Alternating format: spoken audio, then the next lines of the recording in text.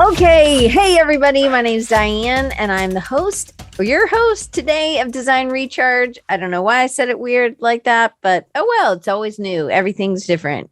After 9.5 years, you'd think I'd have this thing memorized. But today I'm really excited to have Rachel Zampino is here coming in from Pensacola, Florida, soon to be relocating to Denver, Colorado, where my heart is. So I am super excited to have you, and I'm glad to have some new people in the chat. Just make sure if you're in the chat, I want to hear your questions as well. So please just make sure it says to everyone. Your little blue thing should say everyone, and tell us where you're popping in from. We've got people from Canada, Florida, Massachusetts, Arkansas. We've got people from all over. So make sure everybody knows where you're popping in from. Okay, Rachel, I know you from lots of different things. We are just talking about one small little part of you today, which is a big part because it's the thing that I come to you for. If I have web, I'm like, how do you do this? How have you done this?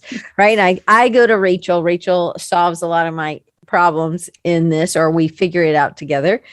But she also has, I don't know if you call it co-founded, but you kind of were the impetus behind Design XL, which is a design conference in Pensacola, which is now accepting, they are selling tickets, I think, right? Mm-hmm. We are. Okay. And I'll make sure I find that link and get that to y'all too, because it's going to be a killer lineup again, and it's drivable for me. So I'm super excited. And, but I want you to tell people about where you are, what you've done, why web, and then what you've seen, what you've been doing, and then because you've pivoted recently. So can you tell them about you? All right. I guess we're just hitting the ground running with all the things. We are. So I'm Rachel. I'm a designer and a WordPress developer. I first got into web. I guess my initial foray into web and design was MySpace, if you guys remember that. So I think I was in 6th or 7th grade when it was really popular, and I got really into it. I would stay up all night building layouts and other stuff for MySpace, just figuring out how to do it. And that's how I learned my initial foundation of just basic HTML and CSS. So I was building out layouts, but then they didn't look very good. So I had to learn some design principles, and I learned how to make. 6th grader? Did you do that? Yeah. Was there anybody in your family that was a designer? Did you know that this was a real? Nope. I didn't know what it was or what to call it. I would have never called it design or coding or whatever. I didn't even know what it was. I just knew I enjoyed doing it. So I would stay up all night just experimenting with this stuff. And so then I got into making icons and other graphics and stuff to go with the layouts. And then that kind of was also my first intro to entrepreneurship, because I started building layouts for all my friends and doing custom stuff for people, obviously for free because I was in middle school. But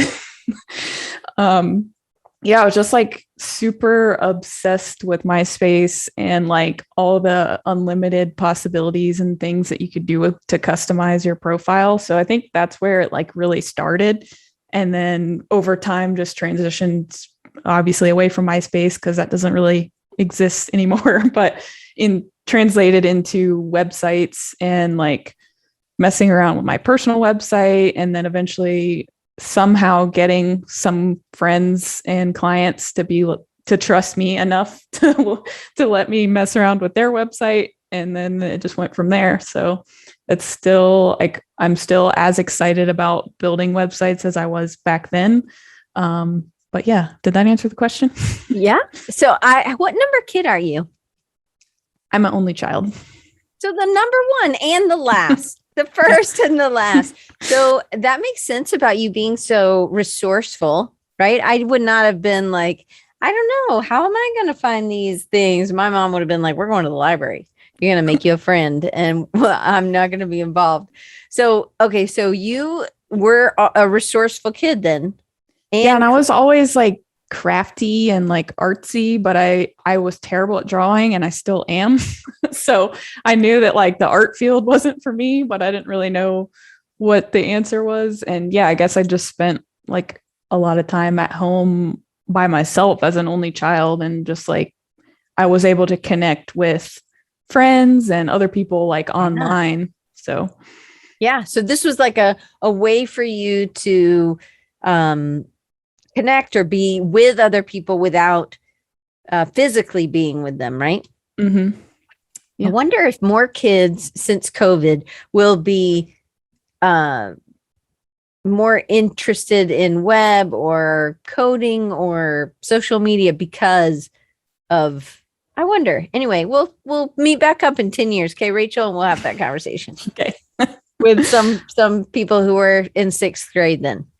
So I love that. So you weren't necessarily artsy, but you were craftsy. Was your mom? I know she's here. Hey, darling.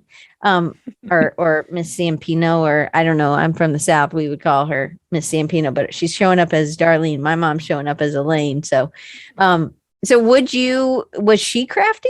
I think her and my dad were like a little bit crafty, but I think it mostly came from my grandma. She was very into all the craft things and she babysat me a lot. So we were always doing like making stuff out of Play-Doh or painting or baking or doing some other kind of arts and crafts all the time. So I feel like that's really where it initially came from. Well, and maybe that's part of where you've been exploratory, because there have been, I mean, you were one of the first people I knew that was using Elementor, and you were like, oh my gosh, this is awesome. And I just banked it. And then my friend Brian, he was like, hey, can you do this website for me? But can you do it in Elementor? And I was like, what's Elementor? But Elementor is easy. It is a WordPress base. So why? And we're gonna get into this a little bit. So I want to stay in order because I think I was supposed to go through questions 1 through 4, and then you're going to teach us something. And I know How you have dare something. you get off track. I know, you know me though. So here we go. And Lisa's in Colorado. So awesome. Thank you, Lisa, for reminding me where you are. Rachel's going to move there. So you guys should be friends. She's going to move to Denver. All right. So you've recently got on your own. Can you explain or describe what kind of jobs you've had and what your role has been, and then why going out on your own? Yeah. So how far back do we want to go? Do we want to go first job or How about the jobs? last? Yeah, design related jobs. So I had some internships when I was in school. So I got to do a couple different internships for the University of West Florida. So that was pretty good exposure into the design world and how things work and how real projects function and clients and all that fun stuff. So I got to do those while I was in school. And then right after I graduated, actually a few months before I graduated, I started getting in contact with an agency called Blacktop. I knew that they did the stuff that I wanted to do and they were local. Which was what? Which was what? What was it? Web focused, but with a design aspect. So not just web development, but also web design and like the overlap in between those two things, as well as we did a lot of branding also. So it was kind of fun to just do like the full spectrum of things. So locally at the time, which this was like 6 years ago, they were one of the only agencies that was doing that in town. So I was like, this is it. Like, this is my thing. I got to get my foot in the door with them somehow, some way. So I had been emailing them and they're like, no, we don't really have a position right now. So then like every couple months I'd be like, hey, you guys have a position yet? Bothering them all the time. And then finally, a few months before I was about to graduate, they mentioned they were about to have a position available for a designer, and they had actually never hired a designer before. So it was mostly developers and they had some design skills. So I started doing some like trial projects, like on a contract basis with them while I was still in school, and then was able to start full-time with them right when I graduated. So I graduated on a Saturday and started there on a Monday.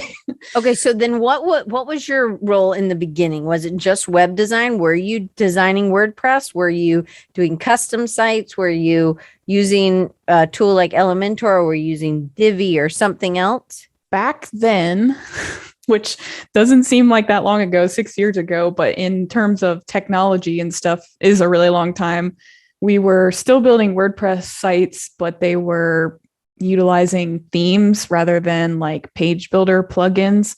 So we had a few themes that we kind of like rotated on whichever one fit best for that particular client. So I was doing a mix of designing the websites and then actually building the sites in WordPress.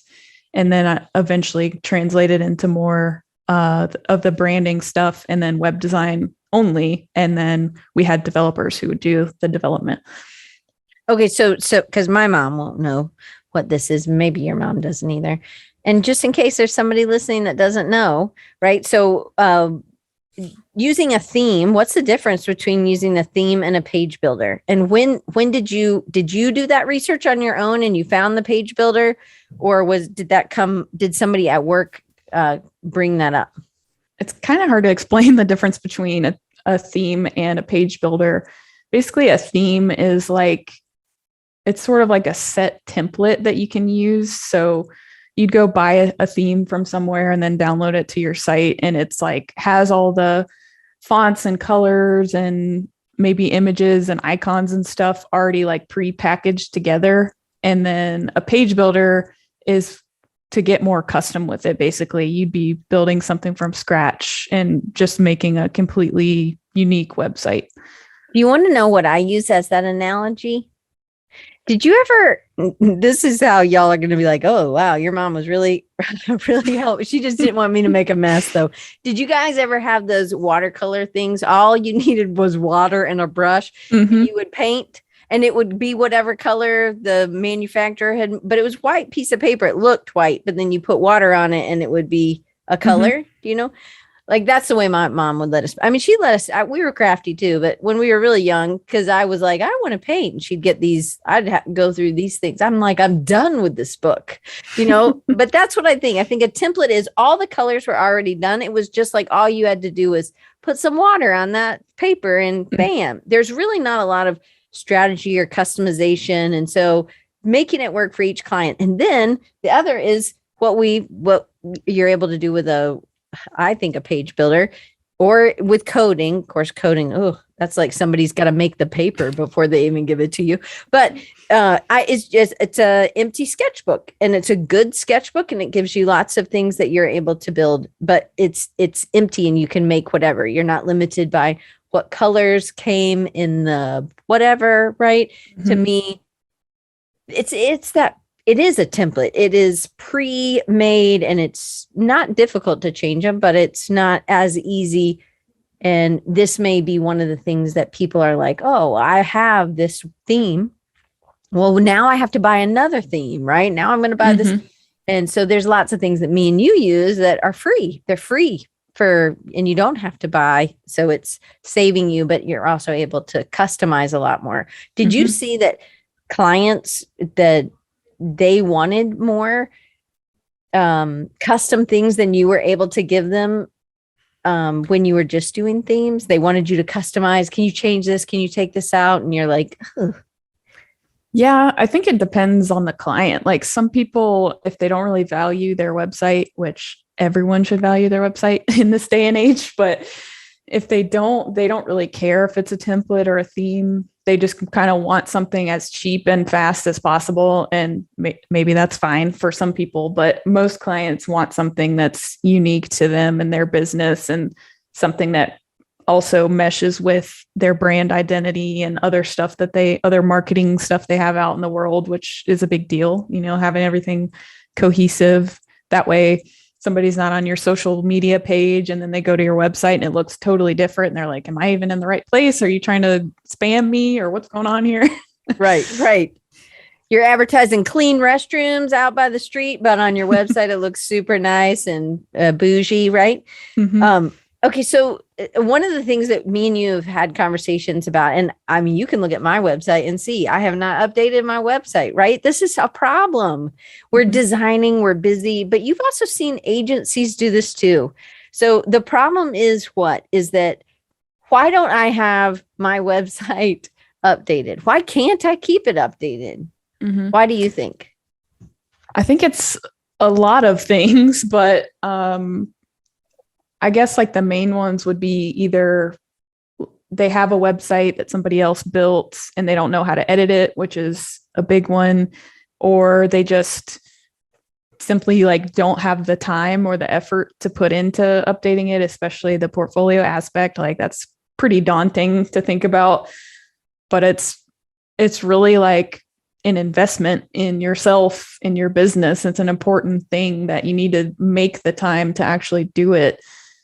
How do you find time? How have you, because you've done work for yourself, obviously, but then you've also done work for agencies, which is focused on the strategy of them. You've built it from scratch, but then you also you give it back to them and say, this is when you need to do this. So you kind of have set them up with like, not just a strategy of making it look good and work, but it's also a strategy of them updating it. Like, I'm giving this back to you. You need to do this do you have like a system that you use for yourself so that you keep your stuff updated? Yeah. And I'll get more in depth into it in my presentation here in a minute, but mostly just the biggest thing is constantly documenting my work as I'm doing it instead of waiting until the project is over and trying to go back and put it in my portfolio then. Because if you do it while you're working on it, actively thinking about it, you can write notes out, you can save your sketches, you can write down things the client said, or maybe questions they had, or what their problems were when you first started the project versus how you solve those problems at the end of the project.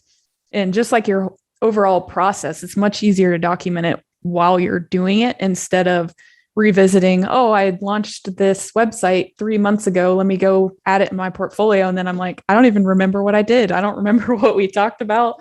Oh, I forgot I had all these sketches and all these other ideas that never like came to fruition, but they're worth like showing. So it's just harder to kind of like get back in that mental state. It's much easier to do it while you're actually building out the project. And then that just sets you up for success long term because you just keep doing that. You keep slowly adding projects as you get done with them. That's been the biggest like game changer for me. All right. So I need a little bit more clarity. I need to know how to do this better. So is it literally you're like have a alarm on your phone that goes off on Wednesdays and it's like at 2:35 you take a picture and this is what I'm working on? Or do you have like at the end of the week, hey, I want to have kind of like a notebook of said, this is what I accomplished this week? Or do you keep all the notes from a client meeting? Do you type them in? Like I need specifics. I need to be able to do this better. Well, I am obsessive, but I'm not as obsessive as setting an alarm. I do have a thing on my calendar that's like once a month, like back up your files and like do this other stuff. But this is kind of a framework that I'm working on building out currently to streamline this process for myself and then be able to show others how to do it as well. So that's something that I'm going to be working on like the next couple months. But in general, just making sure that if if I have a Zoom meeting with a client, I'm recording all those. So then I have a backlog in case I want to go back and take a quote from something the client said, or if I forget what they asked me to do or something, I can go back and watch it. So that helps a lot. And then I just try to write down everything I possibly can while I'm working on stuff. So I have notebooks all over the place of ideas and notes and stuff. And then always keeping my sketches just in case I want to use them in my portfolio as like the initial wireframe of what we thought the site was going to look like. And then here's what it looked like after it was done. And here's why we changed these certain things and stuff like that. Awesome. Okay. All right. So you saw this in your work. You saw it maybe at the agency you were working at, but you've also been hired by other places, other companies, not just clients, but other designers, design agencies, or advertising companies to do this as well. What was the struggle? I know what a solo person has. I know what those struggles are. But how is it different, or is it different from what an agency struggles with? I think it's all the same problems. It's not any different. The main thing is just the time and effort to put into your portfolio and having a strategy, like we just talked about, on how you're going to keep up with updating it. Because if you just keep telling yourself, oh, I'm going to update my portfolio this month or this year or whatever, that time never comes around. It just keeps getting pushed back further and further and further, speaking from experience. So yeah, I mean, I think whether you're a freelancer or if you have an agency, you have the same problems. The time that goes into building a portfolio, or maybe you're not comfortable with the way your website is built right now, or you don't have a solid foundation to work from. Like, I made a template for how my case studies were going to look. So then that way I could just start filling in, like, these are the things that I need for every project at minimum to fill in and put on my website. So having something like that you can just dump all the information into and not think about the visual aspect. Because I feel like we get so caught up in, oh, I need to show a mock-up of this and have this image and this video and whatever. And we're not focusing on the actual content and the strategy of how things are laid out. You ever, and then I'll let you teach us what you're going to teach us. Do you ever screen record on a regular basis what you're building and making? Sometimes I do. I'm trying to find a better way to do it without like saving like several gigabytes of files. But sometimes if I start a project that I know I'm going to want to document in some capacity, like when I just redid my own site, I recorded like everything. So now I'm going to go back and edit those videos and talk about how I did some of that stuff. But yeah, I would like to find a way to just basically record everything that I do, because I feel like there's so much valuable stuff that all of us do on a daily basis that we don't even realize that other people don't know how to do, that we could be sharing. Yeah, I by accident recorded over 24 hours on Loom one time. I didn't realize it was still recording. I went to bed, it's still recorded. Anyway, Loom will do it, and it saves it on its own cloud, so you don't even have to take up storage on yours. Okay, I want you to teach us what you're going to teach us, which I think has to do with strategy. To me, having something that is specific for me as a designer or a design firm or an agency, it's different than how I would do a strategy for a client, I think. So this is very specific. It's hard to do stuff for ourselves. Often we overthink. So this, what you're telling us, is kind of like a cheat sheet that would maybe work better than what we're currently doing. Yeah. Well, anything would work better than what we're currently doing, right? Yeah, I don't think I've updated my site. Sweeping it under the rug. Like, oh, portfolio, what's that? I want to talk about it. Yeah, why? Do you have any idea why we do this? Is it that we just don't want to look at old work, or we don't value what we've done, or?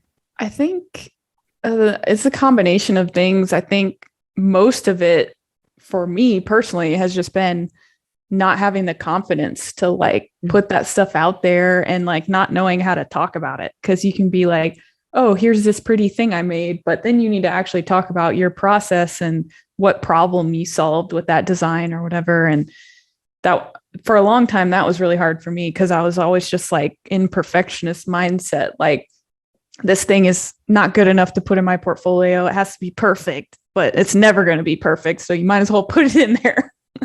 Yeah. And a client doesn't necessarily know or can't tell what you would have rather had in there than what the other client chose. They're just saying, oh, wow, they can do e-commerce, or they can do the second nav menu that does filtering, or right. They can see enough, but if you don't show them anything, they're never going to be able to see that you could do. Right. And it's especially a good thing to think about is if you're targeting whoever your ideal clients are, if they're outside of the design and the creative industry, literally anything you do is going to impress them. Right. So right. You just need to keep in mind like who your audience is too. Like it doesn't have to be some perfect thing. And I think we get into this trap of like comparing with other designers or creative people, like, oh, their portfolio is so great and mine has to match up to that. And it's never going to be that. But maybe they have a totally different style than you and a totally different target audience. So I just try not to compare my portfolio to like anybody else. It's just my thing, my stuff, my style, whatever. It may not be the most crispy, perfect, best thing I've ever done in my whole life, but it's a functional example of how I can solve clients' problems. And that's all that matters. Awesome. Well, Joe says he is definitely in the process of redoing his portfolio site. Amy Lyons said, I am tuning in because I am doing my portfolio site. So you have a lot of people. You are definitely preaching to the choir. It is hard to do. Maybe it is that we're worried about our friends in design that are going to be like, oh my gosh, why'd you put that up there? But our friends aren't going to hire us to do this other work. Exactly. We need to put it up there so that the dentists and the music festivals that they call us and want us to do stuff. And Maria says you have a great mic and video setup. Oh, thank you. I got good advice from actually two people named Konstantinos, Kalias and Elinas. Oh, nice. The video masters. That's right. All right. Well, you want to pop up on your and show your deck and teach us? So we're going to talk about a strategy for your portfolio site and how to figure out what that is. So the first thing I want to talk about is your portfolio is not about you, which sounds counterintuitive, but it has nothing to do with you, your personal feelings, how you want it to look, any of that. So it's actually about the person that's viewing it. So the person who's going to hire you based on what they're looking at. We want to make this thing appeal to them and not appeal to our own aesthetic or personal standards or emotions or anything. It's also not about impressing other designers like we just talked about, which is, I think, the biggest issue that I see with most portfolios. It's just the comparison trap between, oh, so-and-so did it like this, so I have to do my portfolio like this. And that just doesn't work. It needs to be tailored to whoever your target audience is. And like we were talking about earlier, if you're impressing other designers, that's cool, but they're not paying your bills. So this is probably the most important slide out of this whole thing. So this is really getting into the strategy of how to set up your portfolio site. So the first thing is, what is your goal? Are you trying to get a full-time job, whether it's in-house at a company or at a design agency? Are you trying to get more freelance clients, or do you have plenty of work and you just want to have general awareness, which in that case, lucky you. So 2 is, who are you targeting? So you're going to base this on your answer for number 1. If you're targeting freelance clients, you want to niche down a little bit into at least what industry you want those clients to be from. Like for me, automotive industry is a big one. Or you can dial in by, their budget or their location. If you want to target local clients versus national versus worldwide, all those are things to think about here. And then if you want to go down even further, the specific type of person or job role that is going to be looking at your portfolio. So if you're targeting an in-house position at an agency, it's probably going to be a creative director, maybe a project manager, or somebody like that, that's going to be the one who's looking at your portfolio and deciding if they're going to hire you or not. It's important to figure out who that ideal person is for you and your specific situation, because you're going to tailor everything around that.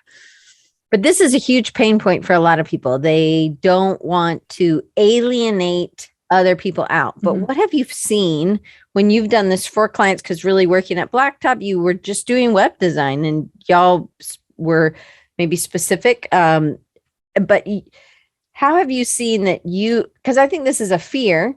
If we say we're only doing dentists, I don't know why I always use dentist as an example. But then there aren't enough dentists that need websites, but Mm-hmm. that's a lie, right? Yeah. By you being granular, what happens when you get really good at doing dentist sites? Therefore you Mm-hmm. can do what? Well, for one, you can be a heck of a lot more efficient. And so you can charge the same price, but maybe be able to build the site in half the amount of time. And it also allows you to become an expert at whatever that one specific industry is you're targeting. After a few of the same type of clients, you start to learn they all have the same pain points. They all have these commonalities and problems that you can solve for every dentist all over the world. So that expands your client base out, but it niches you down so that people see you as the expert, the person to hire. If I need a dentist website, I'm going to them. They know how to hire you and what you're good at. And that doesn't mean that it's going to necessarily scare away other clients. Like they may come to your site and see, oh, you specialize in dental websites, but they may still really like your work and they may still want to hire you, even if they're a construction company or something. And you can decide if you want to accept those projects or not. It's not totally limiting you to this one niche forever for the rest of your life. You can always change it and tweak it if you realize it's not something you enjoyed as much as you thought you would, or you want to transition into something else. It's not permanent. It's just going to help you get better at what you do. Yeah. And I just go into the dentist site. So if you go to Google and you just Google like dentist office in your area, so many people will be like, we're going to show our lobby or our waiting room empty. It'll be so clean. Everything will be in place. And I'm like, this is not selling your dentist office. I'm like, that's like clean restrooms. Like, buddy, if you're having to announce that your restrooms are clean, at one point they were not clean, so bad that now you're having to say we got clean restrooms. But if you show the pretty teeth, man, I'm much more attracted. I don't want to see like at a doctor's office, my lung doctor, it's like that drapery thing, that paper that you have to sit on when you go to the doctor in an empty room. I'm like, that's the worst. Can we talk about just the UX experience of a doctor's office? Right. So bad. But we want to see the customers. We want to see happy people. We want to see, hey, my teeth kind of look jacked up like that.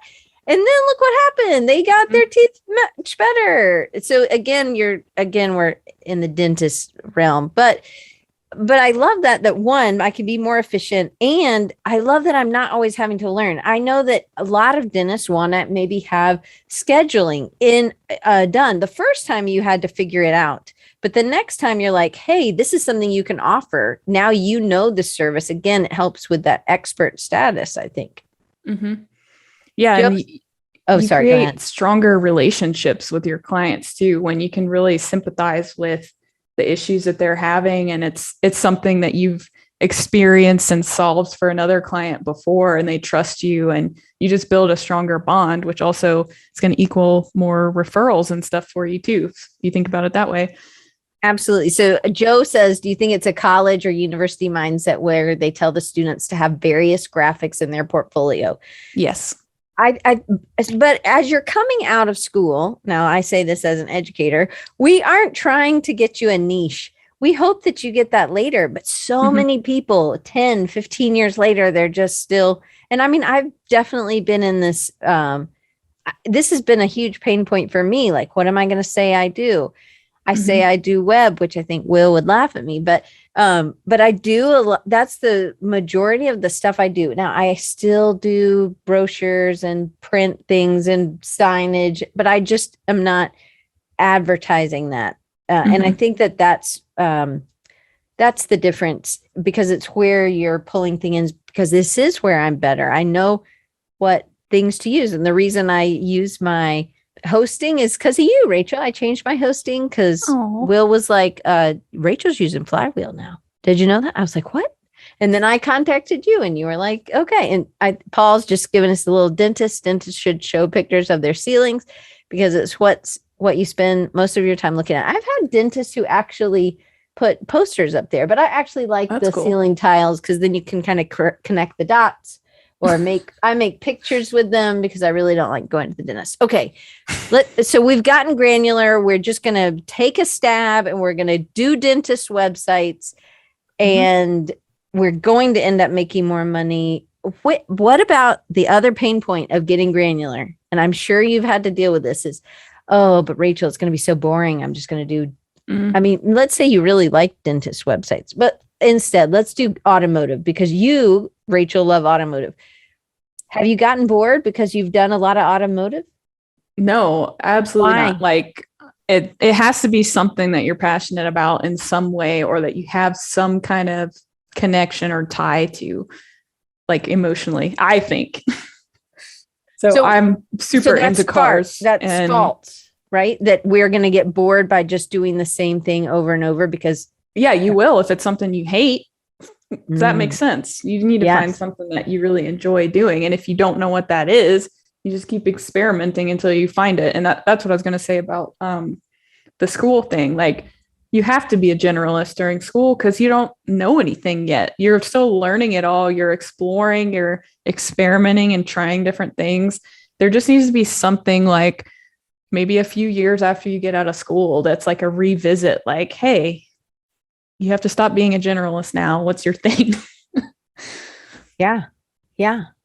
Okay. All right. Keep going. So number 3 is, I just kind of want to touch on that because I think that it stops most people. The being specific or granular, they're going to get bored or they're not going to have enough dentists to make websites or whatever. Okay. Keep going.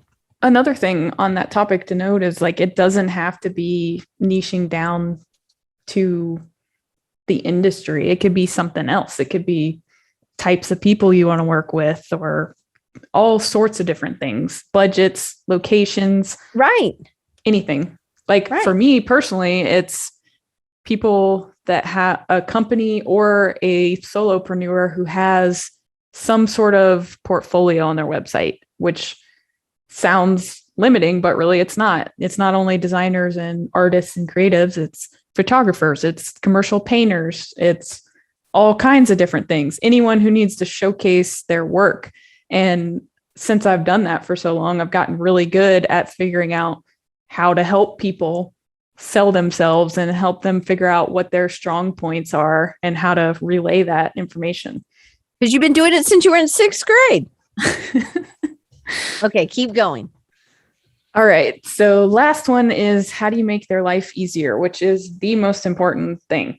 So you've identified who the ideal client or person you want to work for is.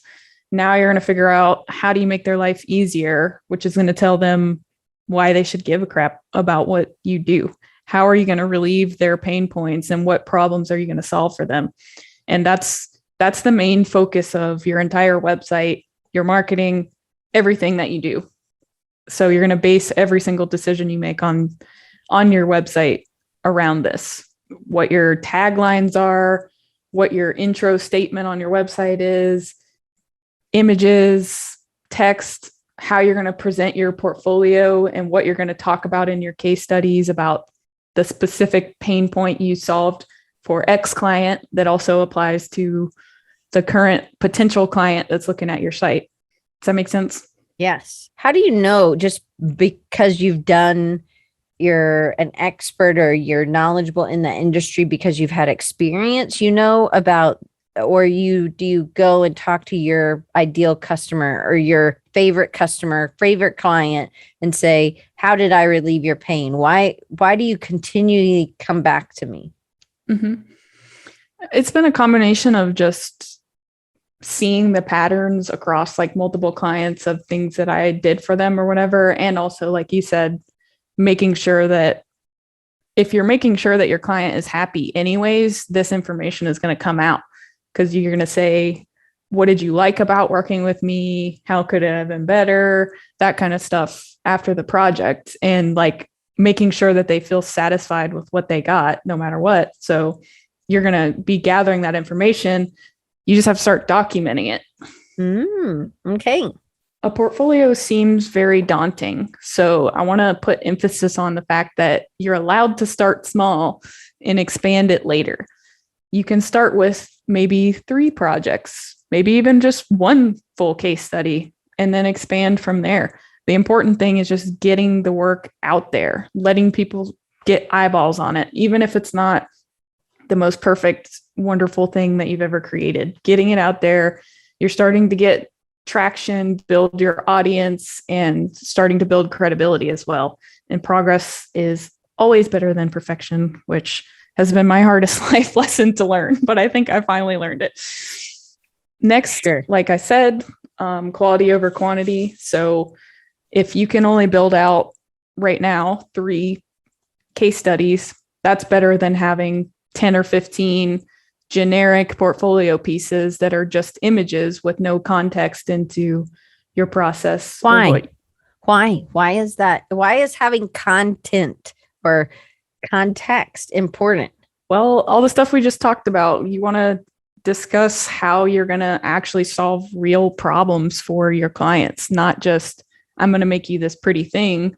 And that may be all that they think that they want, but there's probably some underlying problems if they need their logo redone or their website redone or whatever it is. There's some underlying pain points there that you can discover. So you can help the client more, basically doing more than they ask for, and also be able to charge more if you're solving real business problems for them. And if you're writing it, then the other clients that are like them will see themselves in it. They're like, oh, I have, a big gap in my teeth. And if they talk about gap teeth, then I would know that if I had a gap tooth, then whatever, you know what I mean? A gap in my teeth, then that dentist would be able to fix it because they're talking about somebody just like me. And if you don't have any content, also Google isn't going to help you out with organic SEO, right? Or being found, because all that text makes a difference, right? Yes. Very important for SEO too, but that's a whole other ballgame. But it's important to think about as you do the strategy. You don't just want pretty pictures. It can't just be that. So that content is important. I love that you said that. Okay, keep going. You're also giving them better insight in how they can hire you too. If I just land on and this is the thing that I see the most common is, let's say Adobe Portfolio sites, like pretty much every new designer uses those. So you land on their website and it's just a grid of a bunch of images, and they're all different styles, different types of projects, different industries, all kinds of different stuff. And you're just like overwhelmed right off the bat. You're like, what am I even looking at? Like, I don't know what to do here. This is cool, I guess. This stuff looks good, but I don't know what to hire you for. Versus if you niche down and only show, say in that grid, you have 10 different examples of websites you made, or if you want to go further, 10 different examples of dentist websites that you made, then they're going to be like, oh, I'm in the right place. And I know I can hire them for a dentist website. Does that make sense? Yeah, totally. And I think that some people are going to be like, there's 10 different kinds of ways to make a dentist website. Yeah. No way. Like, and then they feel like, wow, if they've made 10 different dentist websites, they could probably make one for me. And that's how it is with designers. And that's kind of what you're doing. There is some easy things, right? But then they could also hire you to do something specific just for them, because everybody's doesn't have to look the same. So Joe says, do you mean grid of images of the niche design on the homepage? Or do you think that there should be not a grid of images on the homepage at all? That's a good question. So I was just using it as an example for the Adobe Portfolio thing, because I know a lot of people use that because it's included in your subscription, which is literally just like a feed of images on the homepage. And it's more, in my opinion, that's more of like an artist portfolio where you're just showing like visuals like that. And that's like the only thing you come there to see. You don't really go to an artist portfolio to learn like about them or problems that they solve, because they're just doing it for expression. But no, for a designer website, I would say you don't want that to be the first thing that they see. You want to pull them in first. You want to say, here's what I do, here's the problems I solve, here's the services that I offer, and then say, here's my work to back up all the stuff that you just talked about. You don't want to have it to be the first thing they see right off the bat. Okay, well, Rhonda has another question, and I think this is an awesome question. And I want to know what you do as you're sketching, as you're doing the wireframe. Do you consider how the site will translate to an app, like to the phone, at least I think this is what she means, to the tablet, to the desktop? So responsibly, are you thinking about this when you initially design a site? It depends on the site, really. If I know it's going to be something where their audience is like predominantly on mobile phones for whatever reason, like if it's like, let's say like a ticketing website or something where people are going to be buying tickets on their phone, most likely, then I would probably start with like a mobile first approach where I'm actually sketching out the mobile version of the site before the desktop version. But in most cases, I just do the desktop version for all my like sketches and wireframes and stuff. And then as I'm starting to build out the designs, then I start experimenting with like how they could adapt and fit to smaller screen sizes. But in general, I try to keep things pretty like simple, like not boring simple, but simple enough that they can be adapted to all different kinds of screens without causing an issue. Awesome. I think that's a great question and a great answer. And your supposedly 28-minute deck has, with me interrupting, is like a hour and a half deck. Okay, keep going. I don't know. I'm so sorry. All right. Next complaint I hear is that I don't have the work. Either I don't have enough work or I don't have that specific type of work for my ideal niche that I'm trying to target. So you can always make the work. You can do sample projects or passion projects, or maybe even take on, if you know someone who's in that industry, take on a free project and do that just for the sake of your portfolio. I don't think there's any problem with showing quote unquote fake work as long as you're transparent about the fact that it's not real. Like if you're not doing a Nike rebrand and putting that on your site and pretending like that wasn't a thing that you did, I think it's fine. And in a lot of cases, I think it's even more impressive when I go to somebody's site and they have a case study or even like a blog post or something that's like, here's this project I just did for fun because I wanted to learn about X. So I just, in my free time, I built this whole thing and did all this myself. And here's why I did it and all that. Like that's more impressive to me than just a regular client project. But maybe that's just me.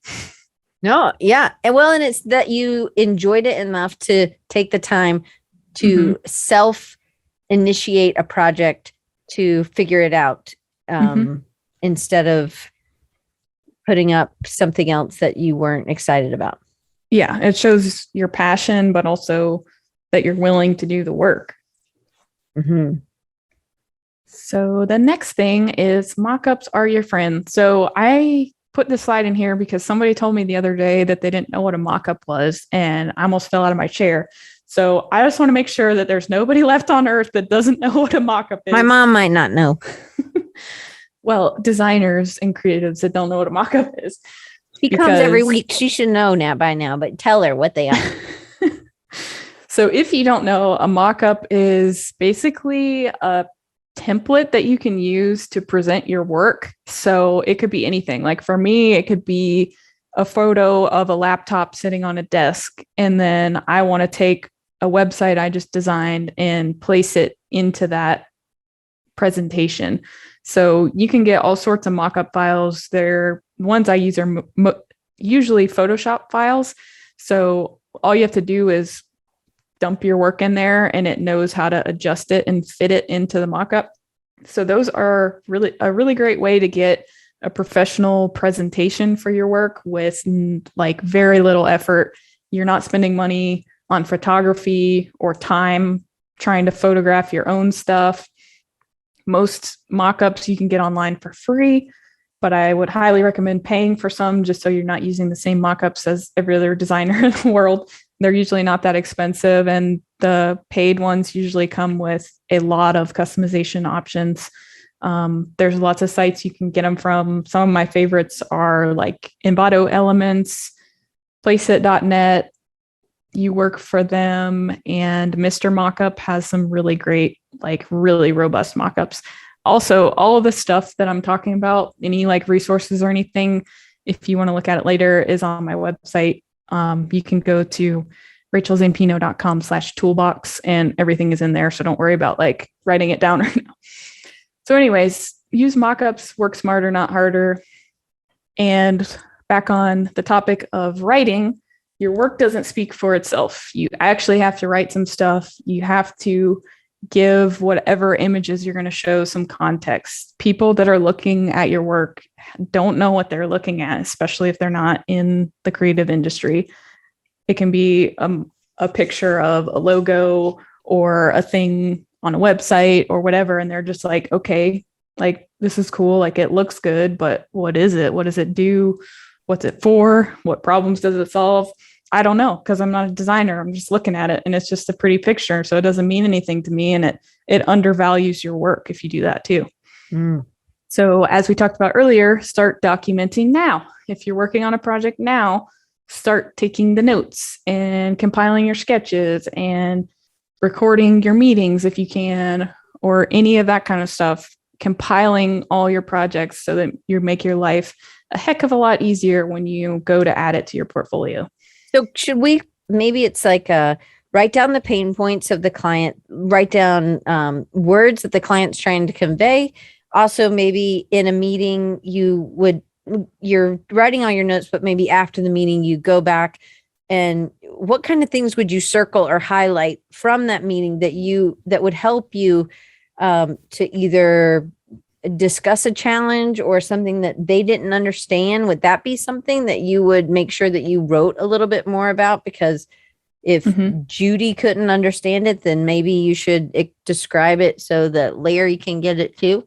Yeah, definitely. I try to document the questions and the uncertainty like more than anything, because you can put those into a case study if you want, but you can also make them into a blog post or social post or any number of things. And it's just giving you like free content ideas, basically. Mm-hmm.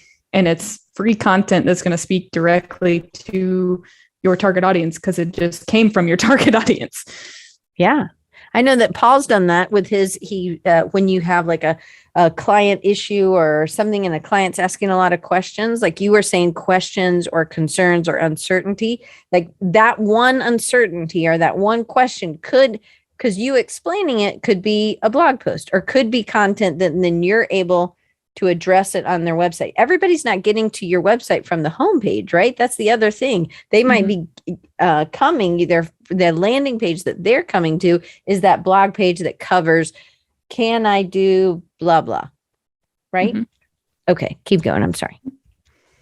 I was also going to mention, if you don't really know where to start with the case study or what stuff you should include and like what types of things you should start documenting, the Future has a really awesome resource for this. It's called the Complete Case Study Course. There's also a link to that on my website because I absolutely love that product. I started using it maybe like a little over a year ago.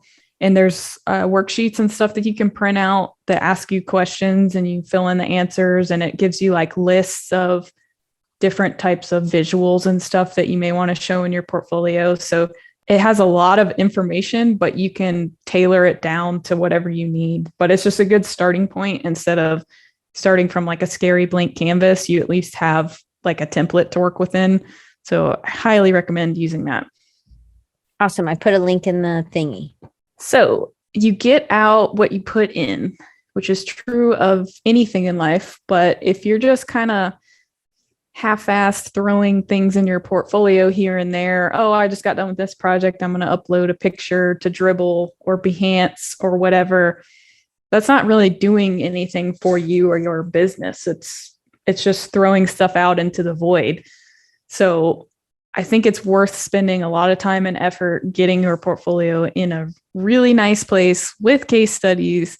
And I think it's going to pay off in the long run. It sucks putting all that work in and, preparing all the assets and figuring out mock-ups and then writing content all that stuff. Nobody likes doing it, but it's a necessary evil. And it's something that's going to earn you long-term trust from current and potential clients. And it's also going to earn you a lot of money. So you get out what you put in. How many case studies is too many? I would say, I feel like over 5 is too many. Like nobody's going to read through that. So you would take one off when you have niched more, right? It's really the gap teeth dentist. He's just really helping people with their gap teeth. Yeah, I don't want anybody to feel like they have to go build out like 10 or 20 case studies or anything like that. You just need a few solid ones that really illustrate what you do and what your process is like, because showing your process also helps the client relate to like what they can expect from you when hiring you. Because if they're not a designer, they don't know. They have no idea how any of this stuff works. So it eases their mind a little bit to see, oh, we're going to have some meetings and then you're going to do some sketches. And then I have the opportunity to give my feedback and stuff like that. That helps them feel a little bit more comfortable approaching you too. So anyways, I wouldn't have more than like 5 or 6 case studies, and you could still show snippets of other work if you wanted to just show pretty stuff. You have a little carousel of images or something. I'm not saying you can't do that. I'm just saying case studies are the better route. We have another question. Joe asked, doesn't it depend on the client? When I'm looking to hire a designer, I'm looking for the end result. I don't care for the process as long as you meet the deadline. Yeah. But if you're going to spend, say there's I always think of, it could be this long game, right? That you have this relationship with this person.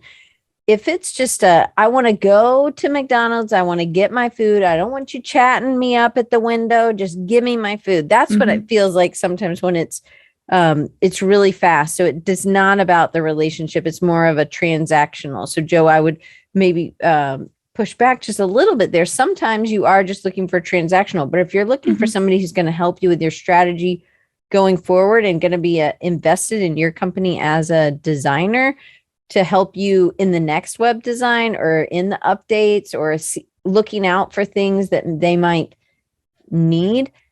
Rachel, would you say maybe having like one of the things strategy wise I do is on that, I will say, hey, this is step 1. We have a meeting, we have this, and then we, like you were saying, then we get feedback and then we make changes. And like you're giving them a idea of what a date is going to be like.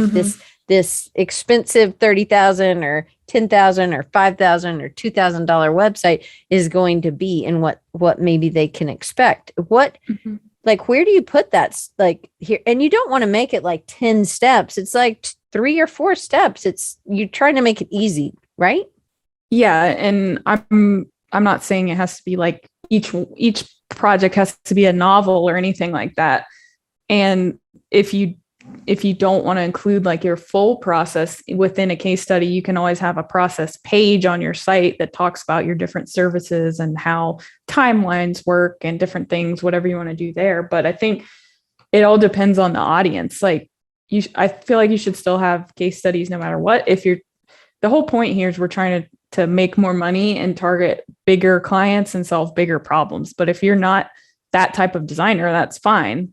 You can get work through Upwork or Dribble or whatever the case may be by just showing, oh, here's some cool illustrations I did. And then somebody hires you to do illustrations for their company. And that's fine. But this is kind of a different thing that we're talking about that's strategy based. And it's important to still tailor your case study process to your audience too. So if I'm targeting somebody outside the design industry, like a construction company or whatever, they want to know how their investment in a website is going to bring them more business, more customers, improve their reputation, whatever, that kind of stuff. If I'm targeting an in-house position at an agency, they don't care about all that stuff. They just want to see, here's my design process and here's why I picked these colors and these fonts. You're just showing that you know what you're talking about and that you can solve problems with design. So it's different depending on your audience. That's a great point. Okay, tell us about cross-pollinating. So by cross-pollinate, I mean other people that have worked on the project with you. If you're working for an agency or if you're just collaborating with other people, it's important to make sure that not only you give these people credit, whether copywriters, photographers, developers, project managers, whoever, you're giving them credit, you're tagging them, maybe linking to their website, and then hopefully they do the same thing for you and you're cross promoting each other. And it's also really important to clearly outline what you personally did on the project so that nobody's assuming that you did all the work for that specific thing if you really didn't. This can get really sticky when you're art directing and somebody else is designing it, right? How I've seen people get feelings hurt here. Yes. Can you talk just a little bit about like a way to avoid that part? Like, is it something that you do as a group and you get them to approve it before it goes on the website? I would definitely say that, especially if it's an agency situation. You definitely want to make sure that, one, you're allowed to advertise the fact that you worked on the project and you didn't have an NDA or something like that. But two, that you don't step on anybody's toes if they're people that you want to continue working with. I think it's important to either collaboratively work on a case study with them, or if you want to write your own and then show it to them before you actually publish it publicly, just out of respect. Like, hey, I'm thinking about posting this thing. What do you think about it? And maybe they're like, oh, sure, whatever. Or maybe they're like, I have a problem with this. And then you fix it and then you post it. But that's about building relationships, just like you said with your clients. You're also building those relationships. And if you're going to give credit and make sure that your team and anybody who worked on it is happy, then hopefully that's also something. If they see you doing it with your team, then they would know that you would do it with them too, hopefully. Yeah. And just in terms of language, just I versus we kind of stuff, not I built this whole thing. It's we work together and we built this thing, whatever. Just simple stuff like that can make a big difference. Yeah, because it can really hurt your feelings when you're like, she said, like, Judy said Judy did it. And I'm like, wait, Judy, all you did was blah, blah, right? You know, you're like, oh, because I'm part of Judy. I guess I'm Judy now, you know? So I definitely have seen or heard lots of designers getting upset because Judy took all the credit, right? Yeah, that's a big problem. Judy. It'll be like the new Karen. All right. Next thing that is a big lie is if you build it, they will come. This is not true. So you can build the best, most professional, coolest website the world has ever seen. But if nobody knows it exists, it doesn't mean anything. It doesn't matter. So I know we talked about earlier about like the thought of using Behance or Dribbble and like if that's okay. And I think those are totally fine to use. Like, especially if you're just starting out, start putting some things on there. But even if you have your own website with a portfolio built out, you can use it as a marketing companion. So instead of building out a full case study on Behance, you're building out some stuff and then, hey, check out my website to view the full project and process or whatever. Same thing with Dribbble. You can post a couple quick images that look really nice and be like, if you're interested, you can read more about this project on my website, using it as a marketing component instead of your sole portfolio website. And Medium, you could write an article from your case study or a part of the case study or the pain point you said, or the uncertainty or the questions, like use it as a tool for sending them to that blog post or sending them to that case study. And LinkedIn is a really good one too. Yeah. And after all, if you don't tell the world how awesome you are, who will? Because your mom doesn't count as a marketing plan. Sorry, moms. You guys are awesome at getting us referrals for work. I don't know if my mom's ever given me a referral, but that's okay. It looks like P. Zampin. I think that must be your dad or a brother. Paul. My dad. Paul. Hey, Paul. Okay. Okay, keep going. He also gets me a lot of referrals too. So they are good marketing plans, but not your sole marketing plan.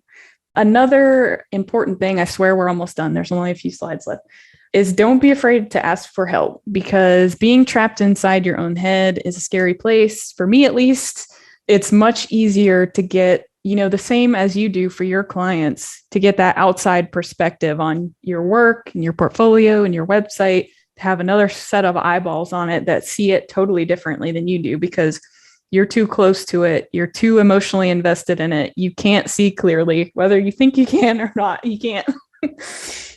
So it's important to, you can even ask friends, family, peers, whoever, but if you have the ability to hire somebody, if you hire a copywriter to help you, shout out to Brandy for helping me with my website, because I never would have got it done without her.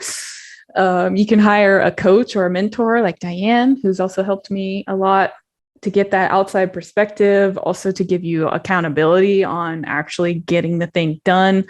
And a major thing for me in the past with case studies has been, like, I tried to outsource it. I tried to have somebody else write case studies for me, and it just doesn't work, because it has to come from you, and it has to come from your own experience and your own knowledge. You can't have somebody come in and try to write it. It just doesn't make sense. So I would suggest, if you can, writing out a rough draft of your case study and then having somebody proofread it. If you can hire a copywriter to do that, they can clean it up and make it nice and professional and say, this sounds dumb, we're going to take that out.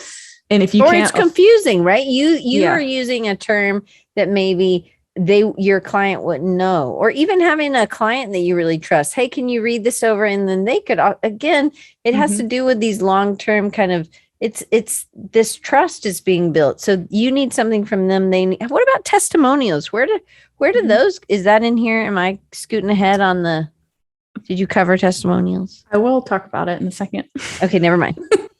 The last thing I was going to say is, if you can't afford to hire somebody, which I know like a lot of us are in that position, especially with the pandemic and everything, you can always try to do a trade. Like, you can trade a copywriter. If you know how to build websites, build them a website, they write you a bunch of content, something like that, whatever works for your specific skill set. I've traded tons of design work and websites for car parts and other random things that I didn't want to have to pay for. So I did for a dentist once. Not for me, but for a student, because she wasn't from this country and she needed dental help. So we got her some dental help. Anyway, cool. Your stuff we can use our skills for good. Mm-hmm. So anyway, the last thing I want to talk about is working on your portfolio is a form of self-care. Just let that sink in for a second. It's an investment in yourself. Like we talked about, you've put in tons of hard work on your actual projects, learning, growing, improving yourself and your skill set. You deserve to be able to show that off. So think about how good it would feel if you randomly get an email from your dream client, or somebody refers you to your dream client somehow, and you actually have your portfolio ready to go to send to them, instead of, oh crap, I need to hurry up and update, add these new projects, throw some stuff together and panic and not feel confident in sending out your portfolio to them. Think about how good it would feel to actually have it done, and how much confidence that's going to give you to have that in your back pocket to show off whenever you need to. Love it. It's also like what you talked about in the beginning, it does bring confidence. But if you're not ever telling people all the stuff you've learned, then you're also not claiming it as stuff that you've done. Mm-hmm. All right. So now I'm going to give you guys some things to work on. So the first thing is the personal website checklist. So you can screenshot this, or it's in my Instagram as well if you want to get it, save it there. So these are all the key components of your website without the portfolio aspect. If that's too much to think about right now, just put that on the back burner.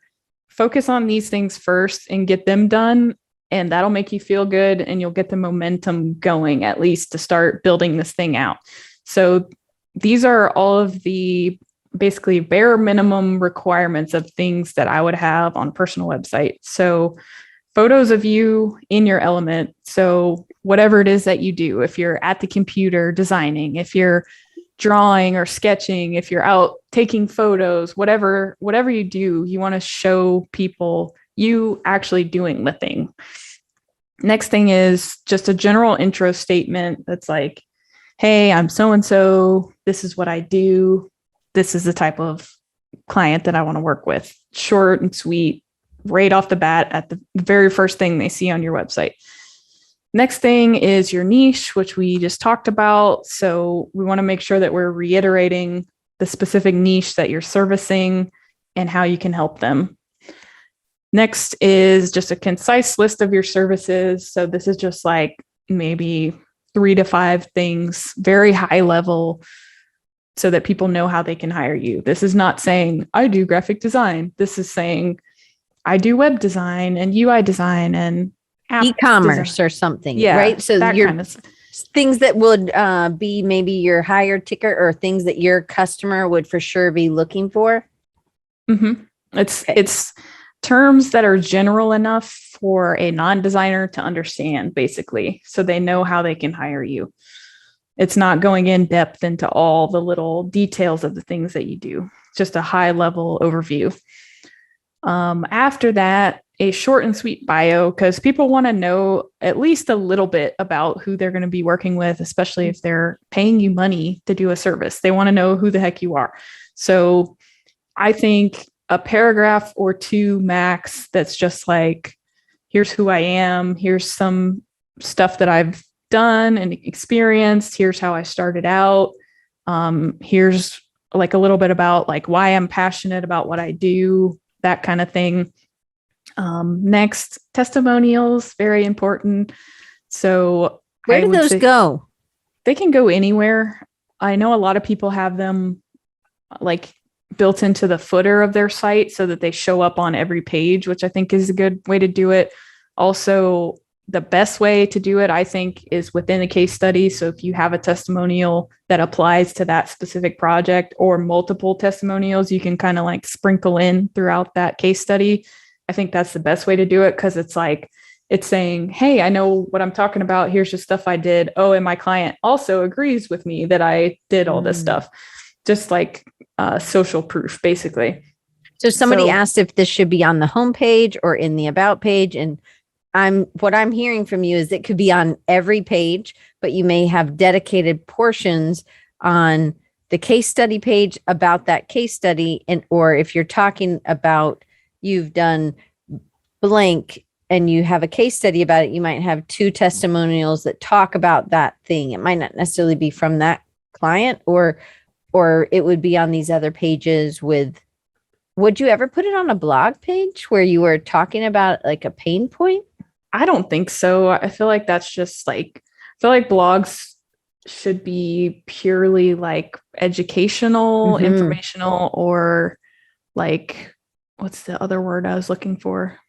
Entertaining. Like it shouldn't be you trying to sell yourself through your blog. So I wouldn't put them there, but it really depends on how many testimonials you have and how specific they are. Like if they're specific to something you did for a project, you're going to want to put it in a case study. But if it's just Rachel is an awesome designer and the best person I've ever worked with my whole life, maybe you want to put that on your homepage and also maybe your contact page. So if somebody's made it to the point where they're about to contact you, you can throw that in there as an extra like element of trust. Right. Yeah. She shows up when she says. They can really be sprinkled in anywhere, but it just depends how many you have. If you only have like 1 to 3, maybe put them on your homepage where people can flip through them. They also, if you're just starting out, they don't have to be client testimonials. If you don't have those yet, you can get them from peers, people you've collaborated with, teachers.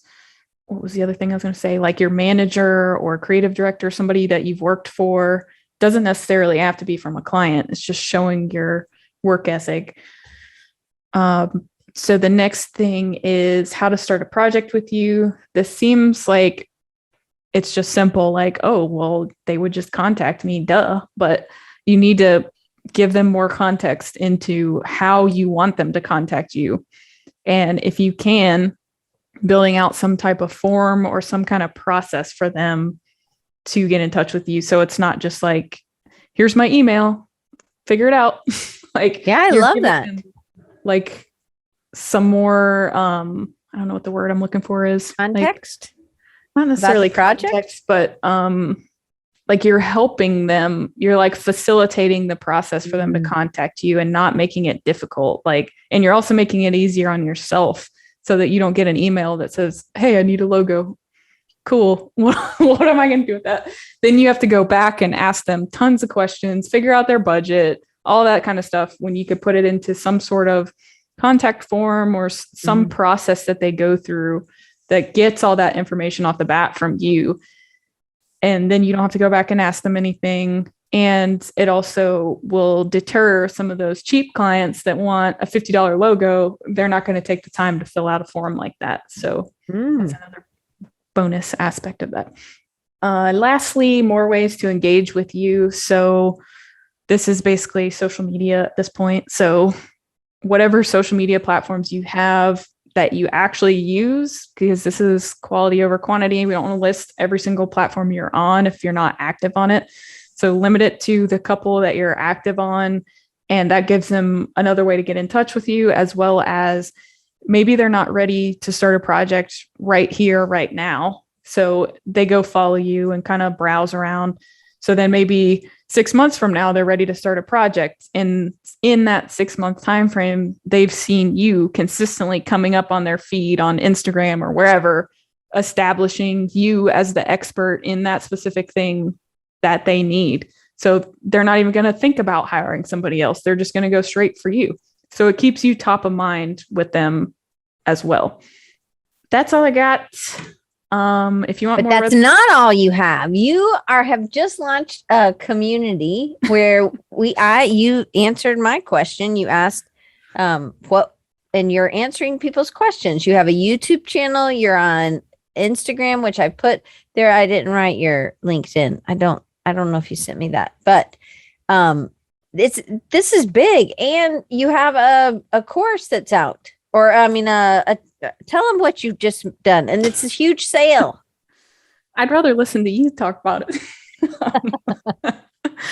So if you go to my website, rachelzampino.com, I have a bunch of free resources and tutorials and stuff that you can start with there that'll help you not only work on your own portfolio website, but learn how to build websites in general if you want to start pursuing that as an option. So on there in my shop, I have a product that I just launched this week, which is called the one-page website bundle. So that's built in Elementor that we were talking about earlier. It's very easy to customize and edit. So it's a one-page website template just to get you started, hit the ground running.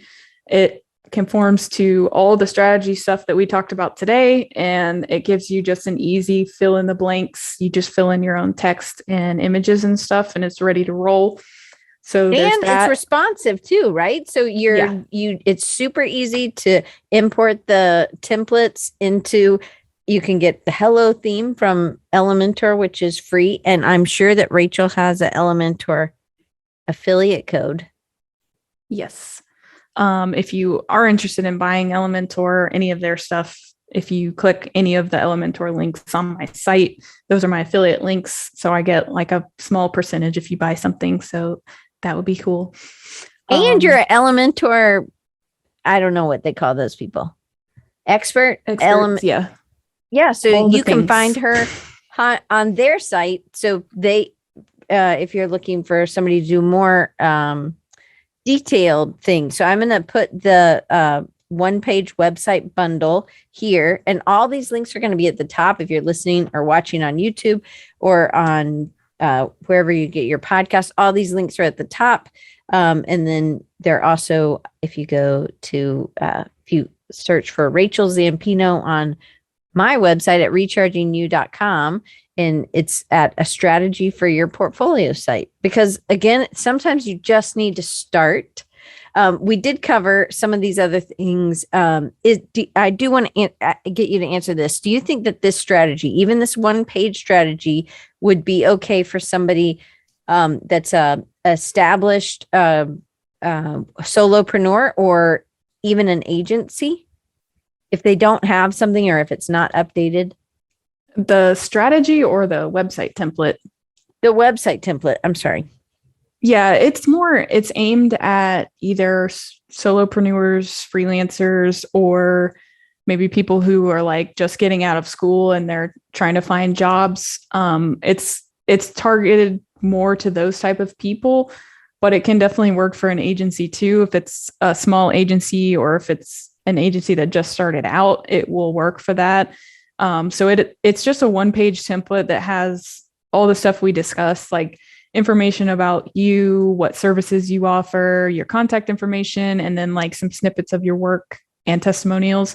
So it's meant to just help you get started and get a website out there, but you can expand upon it too. So if you are an agency or if you are further along in your career and you feel like you need more than just a one-page site, you can just take that template and build upon it. You can have the one page, it's essentially your homepage. You can have that link out to case study pages, or just the point of it is just to build out a few pages at a time instead of feeling overwhelmed by building out an entire website when you could just have the basic stuff that you need all on one page. Does that make sense? Yes, totally makes sense. So, but I would say if an agency had a really old site or they didn't have a site, it's better than nothing, and they can build upon it, right? For sure. So at least it gives, and I think one thing we had talked about, so whether it's on Adobe Portfolio or Behance or Dribble or wherever it is, you can use that and then also use this one page site. So this would be, again, this is something to build on, but at least it gets you something up and rolling, and you're adding content, which is those important things of this strategy. Yeah, and it's only $50, which is no, it's $49. Oh, sorry, $49, which is very cheap. So it comes with the one-page template. It also comes with a Linktree style page that you can use for Instagram, and you can customize that. It also comes with the perfect bio worksheets, which is like a fill in the blank sort of worksheet for you to help you craft a bio, because that's always kind of a hard thing to do for yourself. And it also comes with access to the community for 3 months for free, all for $49. Awesome. And is there anything, are there YouTube videos that kind of walk you through how to use this, or is there anything that explains, or is that in the community? Yeah, it's in both. You can find a more in-depth video on YouTube about how the template works and how you can edit it and all that stuff if you want to see kind of like the inner workings of it before you decide to buy it. And there's also a lot of information on the product page on my site too that has a short video that also shows how I have 3 demo examples on there of how people have taken the template and adapted it to their own personal brand, so it looks totally different. Wow, that's really cool. So we should, we can, all of that is at the rachelzampino.com/one-page-website-bundle. The end. No, the end. Don't write the end. I was just. Or you can go to rachelzampino.com/shop, which is a little easier. And then yeah, that's it. That's yeah. Okay, I can type that in there for you. Okay, so what's next then? Is there going to be other things, or are you just a one-page girl? I am not a one-page girl.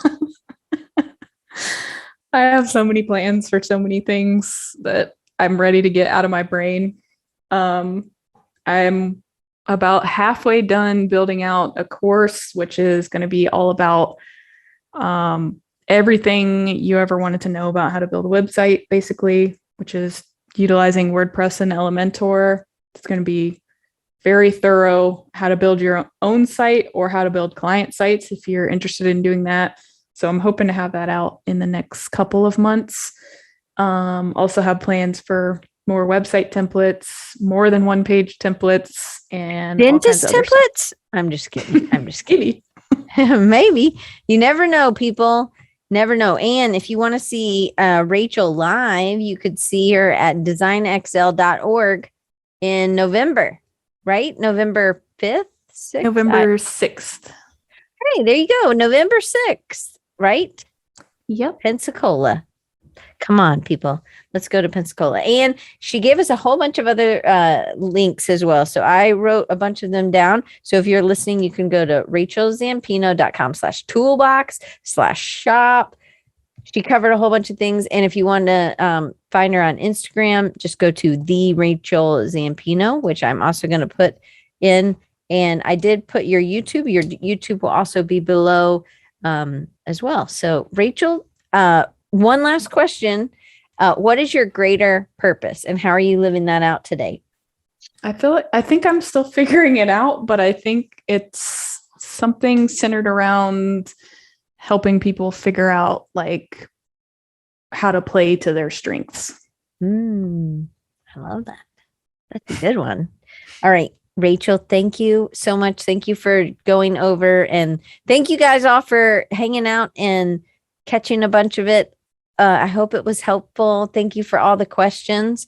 And next week we have Shari Muhima, and we're changing from a web focus to leading teams and figuring out how to get internal team and external customers to understanding them and how to adjust so that you can communicate better with them. And so I'm excited to have Shari on here. And Rachel, I can't thank you enough. So rachelzampino.com, and some people spell Rachel, they have an A in there, right? But it's just like RachelZampino.com. Anyway, I shouldn't sing. I was thinking of it like that when you said it. What is that? Expedia?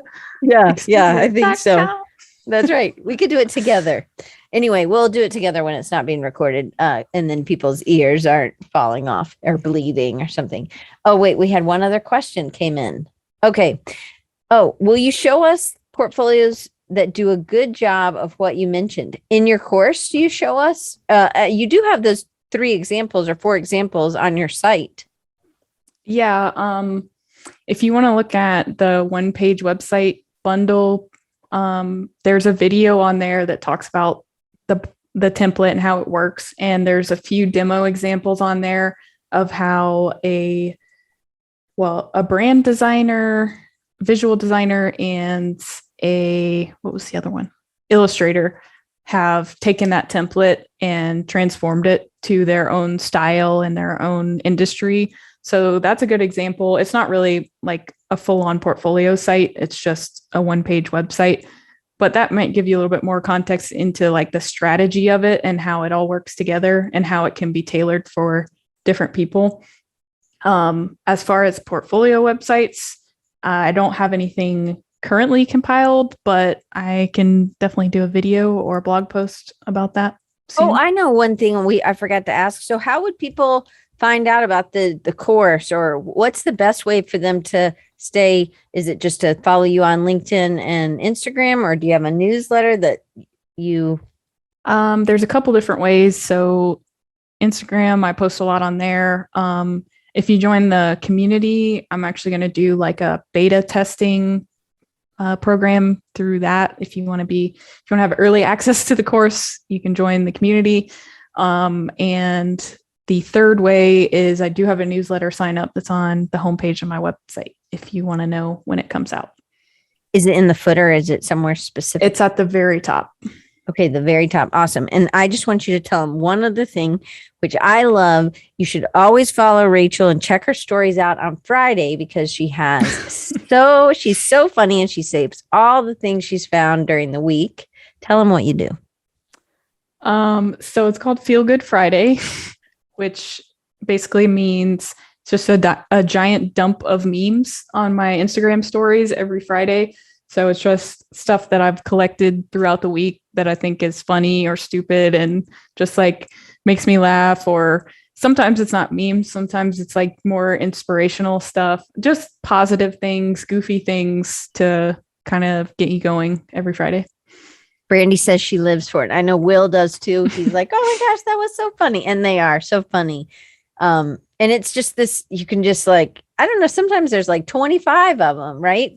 I think there's more than that. It's like when your stories turn into like little tiny dots at the top, that's how it is. So I've actually had people tell me that they'll get up in the morning and like run through like a quarter of it.